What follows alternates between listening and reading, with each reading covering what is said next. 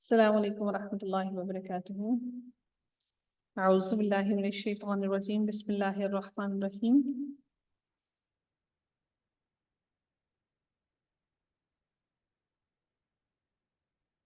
اچھا جی، یہاں پر بات کی جا رہی ہے، آغاز ہوتا ہے رکوع نمبر 9 کا۔ اللہ تعالیٰ ارشاد فرماتے ہیں ما کان للمشرکین ان یعمروا مساجد اللہ شاہدین علی انفسہم بالکفر۔ رب کائنات یہاں پر ارشاد فرماتے ہیں ان لوگوں کے بارے میں جن لوگوں نے کفر کیا، ان لوگوں کے بارے میں اللہ تعالیٰ حکم دیتے ہیں کہ وہ جو لوگ جن لوگوں نے کفر کیا، اللہ تعالیٰ ان کو فرماتے ہیں کہ لائق نہیں ہے کسی بھی مشرک کے لیے کہ اللہ تعالیٰ کی مسجدوں کو وہ آباد کرے۔ در حقیقت اس سے مراد مساجد اللہ ہی، ایک اللہ تعالیٰ کی ایک مسجد جس کا حکم مسجد حرام تھا اس سے ہے، لیکن یہاں پر مسجدوں کی بات کی جا رہی ہے کیونکہ تمام کی تمام مسجدوں کا قبلہ مسجد الحرام ہی ہے۔ ہر مسجد کا رخ مسجد الحرام کی طرف ہی ہے۔ لیکن ایک بات یہ بھی یاد رکھیے گا کہ عرب کے اندر یہ بھی عام ہے کہ وہ واحد کے لیے بھی جمع کا صیغہ استعمال کرتے ہیں، ٹھیک ہے؟ تو اس سے دونوں چیزیں مراد ہو سکتی ہیں، لیکن بات در حقیقت یہاں پر صرف مسجد حرام کی بات کی جا رہی ہے۔ اور اللہ تعالیٰ ارشاد فرماتے ہیں کہ مشرک لوگ اللہ تعالیٰ کی مسجدوں کو آباد نہیں کریں گے اور لائق نہیں ہے ان کے کہ وہ مسجدیں وہ اللہ تعالیٰ کی مسجدوں کو آباد کریں۔ اب وہ کیوں؟ کیونکہ وہ اللہ تعالیٰ کی مسجدوں میں جب جاتے ہیں تو وہ شرک کرتے ہیں، اور اللہ تعالیٰ کی مسجدوں میں جا کر وہ گندگی کے کام کرتے ہیں، اور وہ اللہ تعالیٰ کو وہاں پر یاد نہیں کرتے ہیں۔ اللہ تعالیٰ یہاں پر انہی لوگوں کا ارشاد فرماتے ہیں کہ ما کان للمشرکین ان یعمروا مساجد اللہ شاہدین، کہ ایسا ممکن نہیں ہے، ان کے لائق نہیں ہے کہ مشرک اللہ تعالیٰ کی مسجدوں کو آباد کریں۔ وہ تو خود ہی اپنے کفر کی آپ ہی گواہ ہیں، یعنی کہ جو کفر وہ کر رہے ہیں وہ ہر وقت کفر میں ہی مبتلا رہتے ہیں، وہ خود بھی جانتے ہیں کہ وہ کفر میں مبتلا ہیں اور وہ اللہ تعالیٰ کے ساتھ کفر کر رہے ہیں۔ علی انفسہم بالکفر، ان کی نفس تو صرف اور صرف کفر کی طرف ہی جا رہے ہیں۔ اللہ تعالیٰ ارشاد فرماتے ہیں کہ اولئک حبطت اعمالہم، کہ ان لوگوں کے سارے اچھے اعمال ضائع ہو گئے۔ وہ ضائع کیا ہو گئے کہ یہ حاجیوں کی بڑی خاطر اور خدمت کرتے تھے، حالانکہ مسلمان نہیں تھے، لیکن پھر بھی حاجیوں کو وہ پانی پلانا، ان کی رہائش کا بندوبست کرنا، ان کے لیے کھانے پینے کا بندوبست کرنا۔ اللہ تعالیٰ فرماتے ہیں کہ وہ اگر اللہ تعالیٰ کے ساتھ کسی کو شریک ٹھہراتے ہیں تو اللہ تعالیٰ نے ان کے سارے اعمال کو ضائع کر دیا، ان کے اعمال کسی کام کے نہیں آئے۔ وَفِي النَّارِ هُمْ خَالِدُونَ، اور وہ سب کے سب ہمیشہ اس دائمی جہنم کے اندر ہی رہیں گے جس میں سے وہ باہر نہیں نکل سکیں گے۔ رب کائنات مزید ارشاد فرماتے ہیں کہ اچھا نبی اکرم صلی اللہ علیہ وسلم نے بھی ایسے ہی ان لوگوں کے بارے میں فرمایا کہ صرف انسان کا وہاں پر جانا، اور ہمیں اس سے یہ بھی ثابت ہوتا ہے کہ یہ بھی معلوم ہو جاتا ہے کہ مشرکین کا مکہ کے خانہ کعبہ کے اندر جانا منع ہے۔ وہ اس لیے کہ وہ ہمیشہ ناپاکی کی حالت میں ہوتا ہے، وہ صفائی ستھرائی کا بھی خیال نہیں رکھتا، اور وہ ناپاک ہوتا ہے، وہ ہر چیز کو شرک کے ساتھ جوڑ لیتا ہے، اور وہ مشرک ہے۔ ممکن ہے کہ وہ ظاہری بات ہے کہ خانہ کعبہ کے اندر جا کر بھی بہت سی اپنی شرک کی باتیں وہاں پر ایجاد کر دے، اور وہاں پر جا کر مسلمانوں کے لیے بھی ایک آزمائش کا سبب ہی نہ بن جائے کہ مسلمان بھی وہاں جا کر شرک میں مبتلا ہو جائیں اور ان کی دیکھا دیکھی بہت سے غلط کام وہ شروع کر دیں۔ اس کے بارے میں بھی ہم آگے پڑھتے ہیں انشاءاللہ کہ وہ کیا ہے، کہ اب جاتے ہیں اگر تو وہ کیا معاملات ہیں، باقی اللہ تعالیٰ بہتر جانتے ہیں۔ لیکن اللہ تعالیٰ نے منع کیا ہے کہ مشرک لوگ خانہ کعبہ کے اندر نہ جائیں۔ یہ اللہ تعالیٰ نے قرآن کے اندر ہمیں حکم دے دیا ہے اس کا، کیونکہ وہ نجاست ہے، وہ گندگی ہے، وہ گندے ہیں، وہ جسمانی طور پر بھی گندے ہیں اور وہ ذہنی طور پر بھی گندے ہیں۔ اس لیے اللہ تعالیٰ نے منع کیا ہے کہ وہ وہاں پر نہ جائیں، وہ ان کا داخلہ منع کیا ہے۔ اللہ تعالیٰ ارشاد فرماتے ہیں کہ انما یعمر مساجد اللہ، اللہ تعالیٰ فرماتے ہیں کہ اللہ کی مسجدوں کی رونق اور آبادی تو ان کے حصے میں ہے، ان لوگوں کے حصے میں ہے، وہ لوگ اللہ تعالیٰ کی مسجدوں کو آباد کرتے ہیں، شاہدین جو کہ من آمن باللہ، جو اللہ تعالیٰ پر بھی ایمان لائے ہیں اور یوم آخرت پر بھی ایمان لاتے ہیں، اور وہ نمازیں بھی قائم کرتے ہیں اور زکوٰۃ بھی ادا کرتے ہیں۔ تو اللہ تعالیٰ کی مسجدوں کو یہی لوگ آباد کرتے ہیں، اس کے علاوہ کوئی لوگ نہیں ہیں جو اللہ تعالیٰ کی مسجدوں کو آباد کرنے والے ہوں۔ اللہ تعالیٰ مزید ارشاد فرماتے ہیں وَلَمْ يَخْشَ إِلَّا اللَّهَ، اور وہ اللہ کے سوا کسی سے ڈرتے بھی نہیں ہیں، اللہ سے ڈرتے ہیں، اس لیے دوڑ کر مسجدوں کو آباد کرنے کے لیے جاتے ہیں۔ اگر ہمارے مرد مسجدوں کو آباد نہیں کرتے تو دعا کیجیے اللہ تعالیٰ ताला से उनके हक में कि रब कायनात उनको इस काबिल बना दे कि उनकी भी फिक्र मस्जिद तक लग जाए और उनकी भी दौड़ें लगी रहें मस्जिद की तरफ। इसके लिए नबी करीम सल्लल्लाहु अलैहि वसल्लम की तिरमिज़ी में एक हदीस आती है कि नबी करीम सल्लल्लाहु अलैहि वसल्लम फरमाते हैं कि जब तुम देखो कि एक आदमी मस्जिद में पाबंदी से आता है तो तुम उसके ईमान की गवाही दो। कुरान करीम में यहाँ भी ईमान बिल्लाह और ईमान बिल आखिरत के बाद जिन अमाल का जिक्र किया गया है वो नमाज, ज़कात और खशियत इलाही है, जिससे नमाज, ज़कात और तक़वा की अहमियत को समझना हमारे लिए ज़रूरी है कि ये सारी चीज़ें कितनी अहम हैं। अल्लाह ताला मज़ीद इरशाद फरमाते हैं कि अल्लाह ताला उन्हीं लोगों के बारे में फरमाते हैं जो लोग अल्लाह ताला से ऐसे डरते हैं और दौड़ते हैं मस्जिदों की तरफ और आबाद करते हैं अल्लाह ताला के घर को। फ़ासा उम्मीद है उलाइका अन यकूनु मिनल मुहतदीन कि यही वो लोग हैं जो हदायत पा जाएंगे, यही वो लोग हैं जो हदायत याफ्ता हैं। अल्लाह ताला हम सबको भी वो हदायत नसीब फरमाए, अल्लाह ताला हमारी औलाद को भी वो हदायत नसीब फरमाए। अल्लाह रब्बुल इज़्ज़त हमारी औलाद को, हमारे बच्चों को मस्जिदों को आबाद करने वाले लोगों में शामिल करे। अल्लाह रब्बुल इज़्ज़त हमारे घरों में दीन को दाखिल करे, आमीन या रब्बल आलमीन। मज़ीद अल्लाह ताला इरशाद फरमाते हैं अजअलतुम सिक़ायतल हाजी व इमारतल मस्जिदिल हराम कमन आमन बिल्लाहि वल यौमिल आखिर अभी वजाहद फी सबीलिल्लाह। अब यहाँ पर इसके मामले में क्या हुआ कि मुशरिकीन हाजियों को पानी पिलाने और मस्जिद हराम की देखभाल का जो काम करते थे उस पर उन्हें बड़ा फख्र था और उसके मुकाबले में वो ईमान और जिहाद को कोई अहमियत नहीं देते थे, जिसका एहतमाम मुसलमानों के अंदर था, क्योंकि मुसलमान जो है वो ईमान भी लाते, ईमान भी लेकर आए और वो जिहाद भी किया करते थे। अल्लाह ताला ने फरमाया कि क्या तुम सकायत हुज्जात यानी कि उनको पानी पिलाना, सकायत सकी होता ना प्यासा, उसको पानी पिलाना और इमारत मस्जिद हराम को और ईमान बिल्लाह और जिहाद फी सबीलिल्लाह को बराबर समझती हो? तुम क्या समझती हो कि ये सारी चीज़ें बराबर हैं कि अल्लाह ताला की राह में भी जिहाद करना और ला यस्तबून इंदल्लाह, अल्लाह ताला फरमाते हैं कि ये सब चीज़ें बराबर नहीं हो सकती हैं, इन चीज़ों के अलग अलग दर्जात हैं। वल्लाहु ला यहदिल कौम ज़ालिमीन, अल्लाह ताला फरमाते हैं कि अल्लाह ताला जालिम कौम को हिदायत नहीं देता। इसके बारे में एक हदीस में आता है कि एक रोज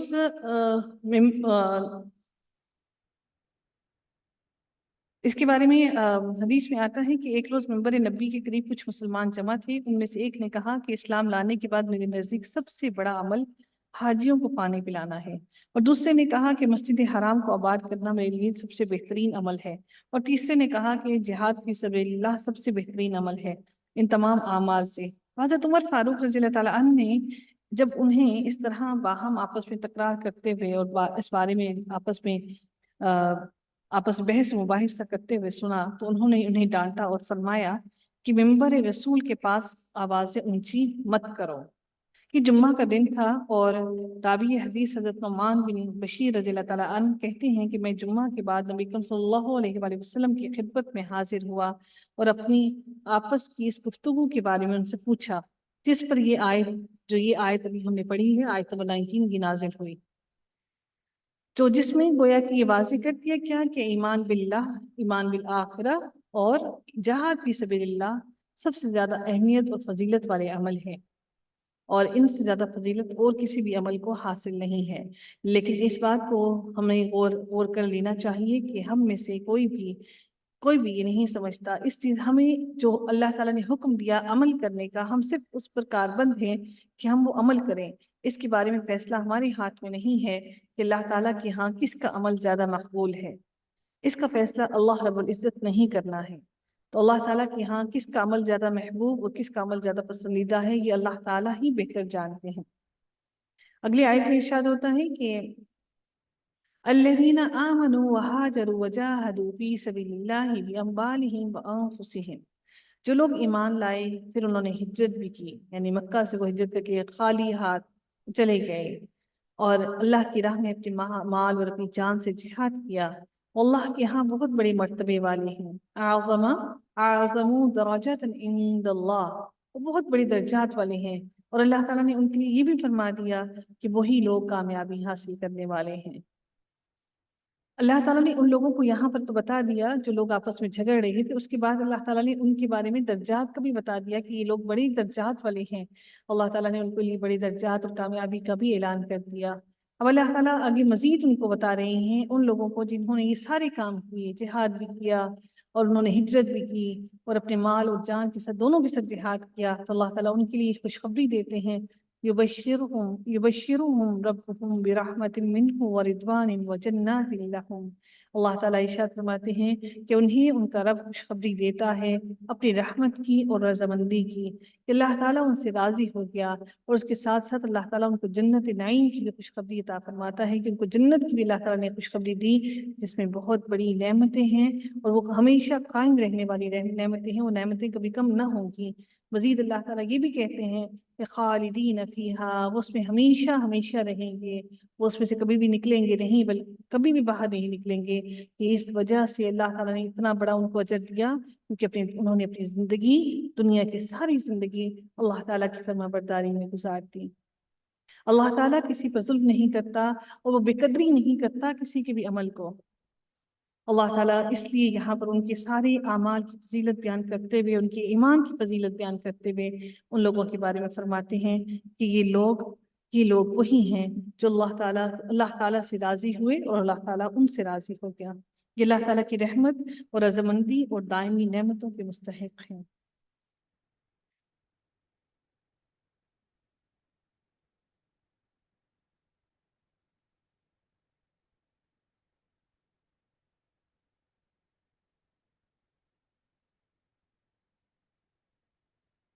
इंसान को ये बात समझ लेनी चाहिए कि अब अगली आयत में अल्लाह ताला मजीद इरशाद फरमाते हैं कि ये तो अल्लाह ताला ने नेमतों का जिक्र कर दिया, आगे अल्लाह ताला मजीद इरशाद फरमाते हैं किन लोगों के बारे में। अब नेमतों की जन्नत का तो अल्लाह ताला ने ऐलान कर दिया, लेकिन अब अल्लाह ताला उन लोगों के दिलों को ढारस दे रहे हैं जिनके दिल थोड़े से कमज़ोर हैं। अल्लाह ताला फरमाते हैं या अय्युहल्लज़ीना आमनू ला तत्तखिदू आबाअकुम, ए लोगों जो तुम ईमान लाए हो, वो तुम सब के सब वो लोग जो ईमान ले आए हो, अब अपने उन बाप को, अपने उन अबाओ अजदाद को और अपने उन भाइयों को अपना वली और दोस्त मत बनाना, जिनको ज़्यादा महबूब है कुफ्र करना ईमान के बदले। उनको अपना अपना दिली दोस्त ना बनाना। अल्लाह ताला इसलिए फरमाते हैं कि तुम्हारे जिहाद में, तुम्हारे ईमान में, तुम्हारे वो बाप और तुम्हारे भाई, उनकी मोहब्बत आड़े ना आए, क्योंकि अगर वो अभी तक कुफ्र पर हैं तो फिर वो तुम्हारे दोस्त नहीं हो सकते हैं, बल्कि वो तुम्हारे दुश्मन हैं। क्योंकि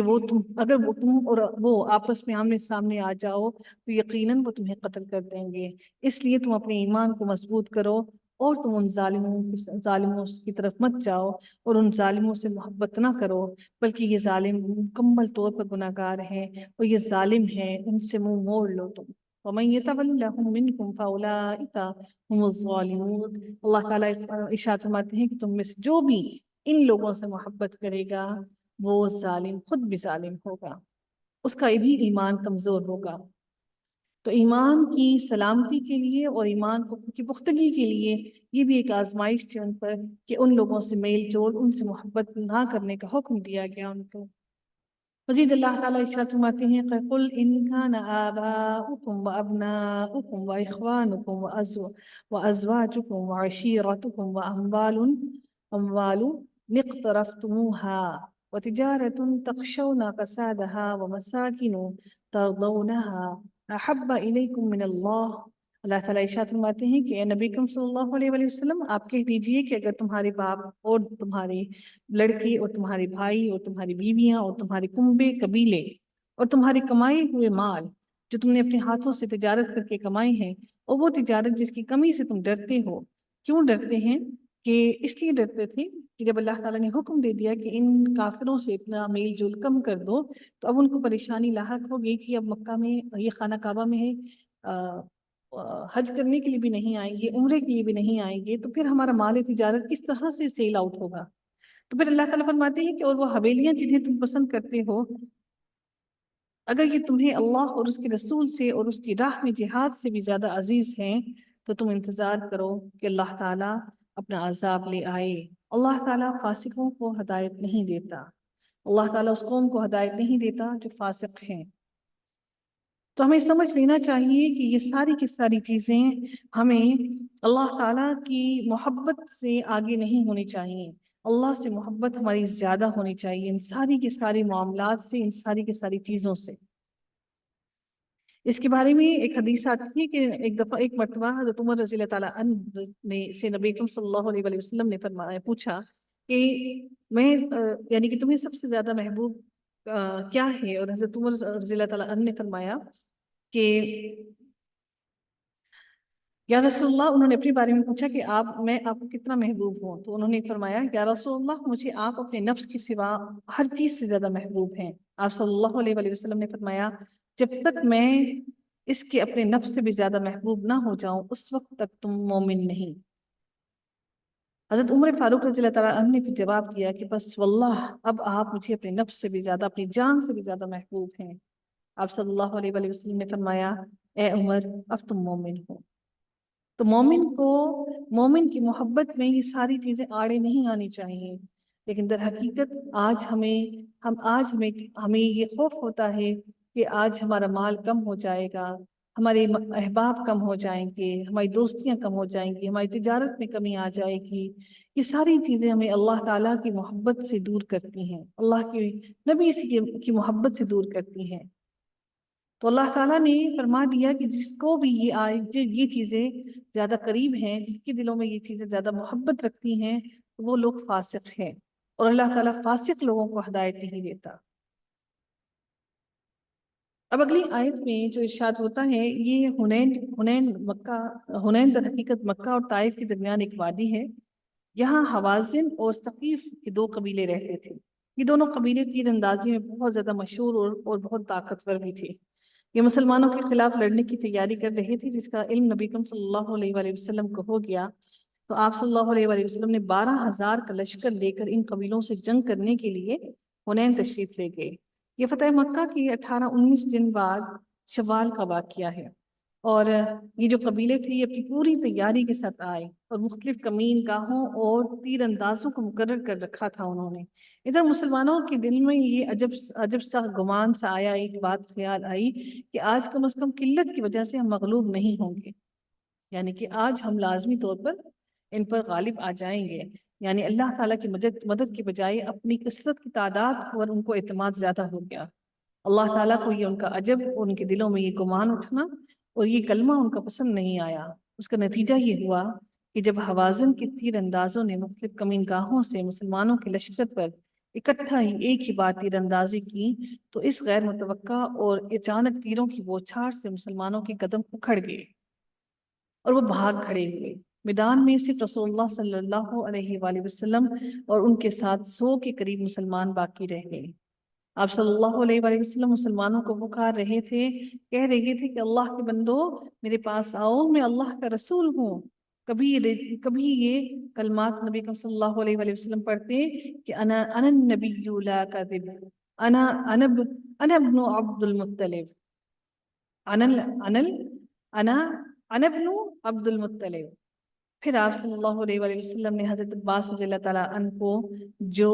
نہایت بلند آواز تھے، ان کو حکم دیا کہ وہ مسلمانوں کو جمع کرنے کے لیے آواز دیں۔ تو انہوں نے جب ایک زوردار آواز لگائی اور مسلمان ان کی آواز کو سن کر بڑی شرمندہ ہوئے، اور پھر وہ دوبارہ میدان میں آ گئے اور پھر اس طرح سے جم کر لڑے کہ اللہ تعالیٰ نے ان کو فتح عطا کی۔ اللہ تعالیٰ کی بھی مدد پھر اس طرح حاصل ہوئی کہ ایک تو سب سے پہلے اللہ تعالیٰ نے ان کے دلوں کو سکون عطا کیا، سکینت نازل ہوئی۔ اللہ کی طرف سے یہ جو دلوں کو سکون آتا ہے یہ بھی اللہ کی طرف سے آتا ہے،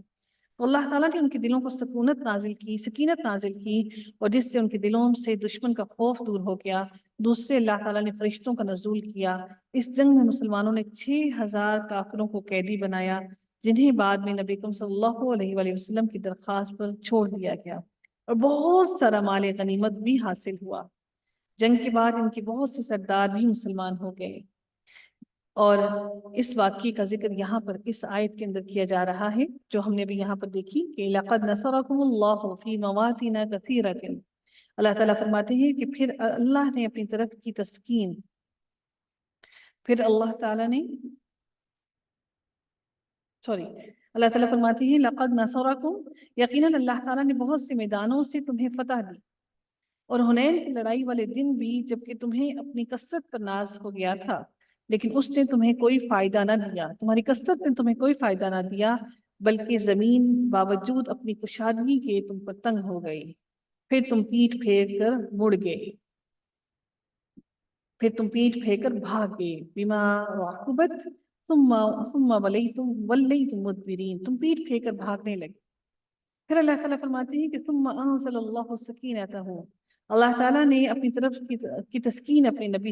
جو سکینت تھی اپنے نبی پر اور ان مومنوں پر اتاری، اور اپنے وہ لشکر بھیجے جنہیں تم دیکھ نہیں رہے تھے، اور کافروں کو پوری سزا دی۔ ان کفار کا یہی بدلہ تھا، وَذَلِكَ جَزَاءُ الْكَافِرِينَ، یہی بدلہ تھا کافروں کا۔ ثم يتوب اللہ من بعد ذلك، اللہ تعالیٰ پھر ارشاد فرماتے ہیں پھر اس کے بعد بھی جس پر چاہے اللہ تعالیٰ اپنی رحمت کی توجہ فرمائے گا، اللہ ہی بخشش کرنے والا اور مہربانی کرنے والا ہے، اللہ غفور الرحیم، بخشنے والا اور رحم کرنے والا ہے۔ پھر مزید اللہ تعالیٰ ارشاد فرماتے ہیں یا ایھا الذین آمنوا انما المشرکون نجس